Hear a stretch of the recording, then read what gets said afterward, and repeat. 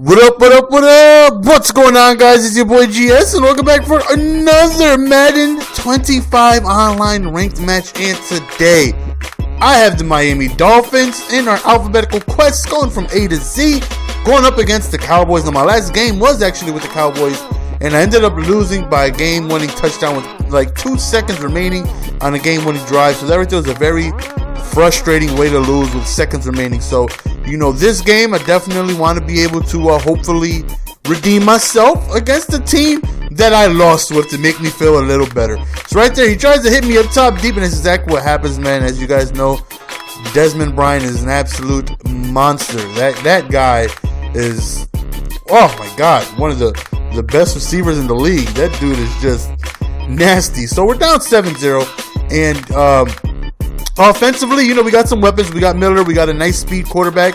We want to be able to attack on the run, because when I played with the Seahawks with the Cowboys last game, I really felt like they were lacking in being able to stop the run. So it's like, you know what? Let's see if I can run on them the way my opponent ran on me when I had the Cowboys. So let's see if we can establish a good run game. Right here, we hit him with the read option, and we end up hitting outside. Whoop, cut inside. Whoop, cut back outside. Eat some third, son, and he could go. Whoa, we almost do it, but we get stopped at about the 5-yard line. Oh man, that was really close. And like I said, when I play with the Cowboys, them not having Ware and Spencer in the linebacker position is definitely a downgrade from Madden 13. And if you put them in the linebackers, overall wise, they're nowhere near as good as they were in previous Madden. So a lot of people are like, yes, they have Lee, and he's a monster with this much speed. And the Madden 13 linebackers of the Dallas Cowboys are 1,000 times better than the linebackers of Madden 25. And having those two guys on the line, even if you put them back at linebackers, they're nowhere near as good as they were from the previous Madden. So I felt like playing the game, I had trouble stopping the run with not really so great linebackers. I mean, that's just my opinion. If you guys feel otherwise, that's cool. But that was my personal opinion, that I had trouble stopping the run. Yes, it was one of the better running teams in the game, but nonetheless, I had difficulty stopping the run. So, as you see, it looks like the Cowboys are having difficulty stopping the run again. We've been able to, move the ball downfield, no problems. Another read option. Look at these pancakes, though. Somebody get some syrup. There's pancakes all over the place. And we scored another touchdown on the run. So we are up 14-7. Feeling good. So hopefully we can go ahead and be able to continue this lead. Dallas Cowboys have a very high-powered offense. They have, one of the best tight ends in the league, one of the best receivers in the league, one of the best running backs as far as Madden goes. And, they have great secondary players like Miles Austin, and Armstrong got some speed. They did lose Ogletree, and they did lose Felix Jones, which take a little bit of firepower away from them, but nonetheless, they're stacked offensively. And Romo's definitely a good quarterback that can make any throw in the game. Right there, it's a fumble, and we end up recovering the ball, and we are in excellent field position to go ahead and make something happen. So of course we, go back on running. We're having so much success. It's like, what? Let's not even worry about passing the ball until he shows that he can stop the run. So 3rd and inches right here, we end up doing a toss play, and we end up getting some really good blocking to be able to seal that outside, getting ourselves a first down, also creeping our way within the red zone. So again, the run is just devastating right now. We're really not having any issues until that fumble right there happens. And you gotta suck. You gotta suck. It sucks being able to give the ball back after a turnover, which is very frustrating. But thankfully, it was not a fumble. It was due to the ground causing the fumble, so it was reviewed, and we end up winning that challenge. So 3rd and 2 right here. We want to be able to get this first down. We tried another run play, unsuccessful, so we decided to go ahead and kick a field goal. Again, I've been doing that a lot this year, like around that area. If I have the lead or if it's tied, I'll play it safe. I'll do a run play on 3rd and 5, 3rd and 6 or whatever, just to be able to try and get myself into I'm already in field goal range, but just to play it safe and kick a field goal. I don't want to make any mistakes, and I just been playing it safe a ton this year, and for the most part, it has been beneficiary. Not trying to make any mistakes. So 1st and 10 right here, back on defense, and again with such an explosive offense, I know I'm gonna have trouble. I know I'm not going to be able to cause fumbles every time. So we just got to be able to keep them in front of us, because there's a lot of speed there, and just a lot of height, and just a lot of on paper, that's why people get so upset with the Dallas Cowboys that they never win. Like, on paper, their team is so nasty. Like, it just amazes me how they don't put it together, because their team, again, on paper, is nasty. So, you see, he beat me over the top right there. So, 17-14, we have the ball again offensively. And again, we're going to continue the drive as we get a huge run right there getting past midfield. We're going to begin to drive with the run. He's having trouble stopping it, so no need to change what he can't stop. So we go to an end around right there, and we end up getting stopped right there. Actually lose a couple yards. Right here, we go to the speed option, and Tannehill finds a beautiful lane, and we end up pitching it off to Miller for about an extra 6 yards right there. And I will say, so far, out of all the teams that I have played with, by far, as we do end around Michael Wallace, and he ends up scoring a touchdown with that 98 speed, by far, Miami has the best playbook I've seen so far. And the playbook that Miami has is absolutely nasty. And when I say nasty, I mean nasty. Like, so far, I'm loving the book, and I'm thinking this is going to be the playbook I'm going to be running, once I'm done with the 32 scheme.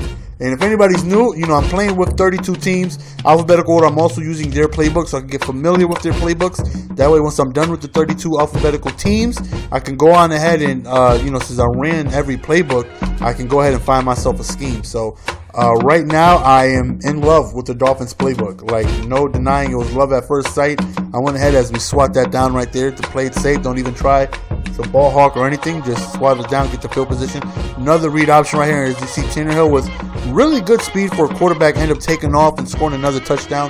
That dude had, I don't know how many rushing yards, but it had to be over 200.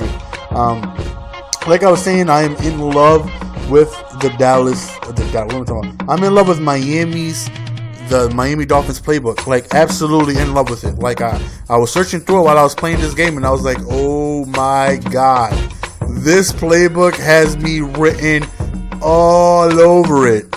And as you see from the title, it got to a point where it's like, you know what?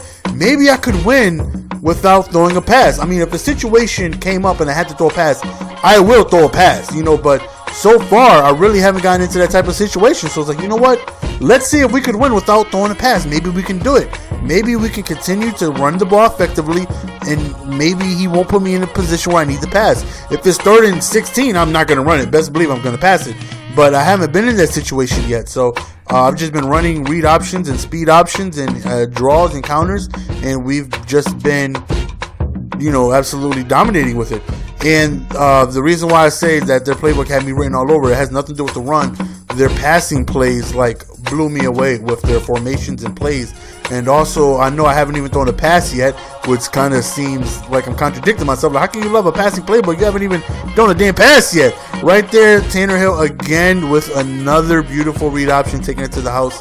I was flicking through the playbook, and once I reached the point, I was like, maybe I could just try and run without passing, and maybe I could win this game. But I was still going through the playbook, and their playbook it just seems nasty to me. Like, they have so many beautiful passing formations, but it's not even the formations. It's the routes that they have on this playbook that just seems glitchy. And so far, best playbook I've used so far. And I know you guys are seeing the Dolphins, but I've played up to the 49ers, I believe. No, the Giants was my last game, I believe. Was Giants before 49ers or after? I don't know. I played with the 49ers. I played with the Falcons. I played with the Giants. Those games will be coming soon. And so far, out of all those playbooks, the Miami playbook by far has the better of the playbooks of all the teams I've played with so far. And the playbook is just nasty. I can't wait to, unless I come across a better book, but so far, I can't wait to actually sit down and create a scheme from this playbook. If you guys haven't checked it out, check out Miami and leave in the comment section what you guys think, because I think the playbook is absolutely disgusting. So 3rd and 21 right there after a sack. He goes up top. He was killing me with this all game, and we ball hawked it, but ends up dropping it. Balk. So it's 4th and forever, and he goes back up again, and I couldn't believe this. I'm holding the swap button. I get no animation. This is what Madden needs to change. If you're holding the swap button, they need to go up for a swat. Even if it's out of their reach, it doesn't even matter. Jump up. Like, it's stupid how you do the swap button. Your guy gets no animation unless he's close enough. You know what I mean? If somebody throws a streak and I'm at midfield and the ball is in the air at the 10-yard line, if I hold SWAT my guy should jump, right? Shouldn't he jump? I'm commanding him to jump. That's like, oh, look at Tannehill getting loose. That's like if you're running the ball on offense and you hit the stiff arm button, but your guy doesn't stiff arm because nobody's in range. It doesn't matter. If I want my guy to stiff arm, he should stiff arm. That's the same thing on defense. If I hold the swap button, at least jump up. You know what I'm saying? Wouldn't that be a great idea to have? Like, even if the ball's going to go over me and I'm going to miss the jump, doesn't even matter. Jump anyways. I'm commanding you to jump. Why don't you jump? Same thing with ball hawk. If you're holding Y and, you know, you're not close enough and you're holding the ball hawk button, jump up for a catch. Don't even go for a swat. Try and go for a catch. You're commanding him to catch. He should go into catching animation.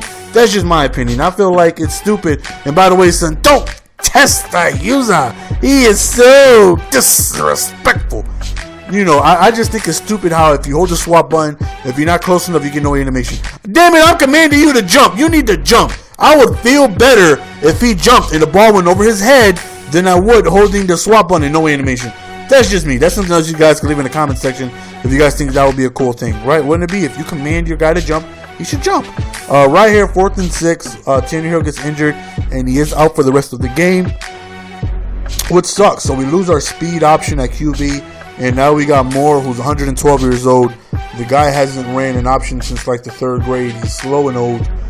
So that's pretty much going to cut a lot of the read options out of the playbook. And the Dolphins have a nice mixture of read options and speed options as well as passing formations and things like that. So definitely just an awesome playbook.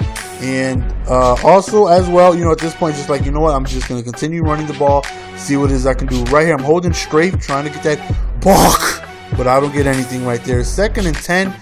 He goes up top again, and another dropped interception. Actually, that one kind of hit me in the uvula. So it's 3rd and 10 right here. He hits Jason Witten, but we end up sticking him, forcing an incomplete pass. But he goes right back to the same route.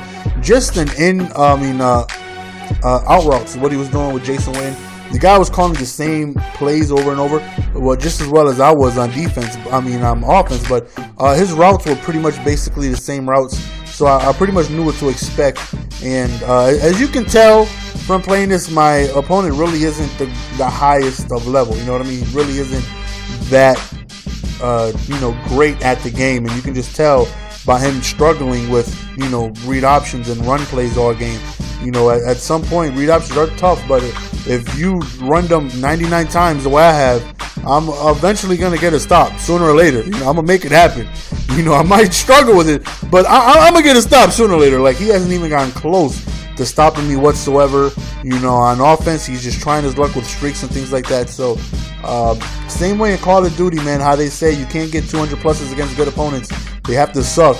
You can't really go win a game with running the ball only and not passing unless you're better than your opponent. If you're equal skill, good luck winning by not passing. Once they catch on, they're going to shut you down. You know what I mean? So definitely no shame in me saying that he's a lesser skill than I am in.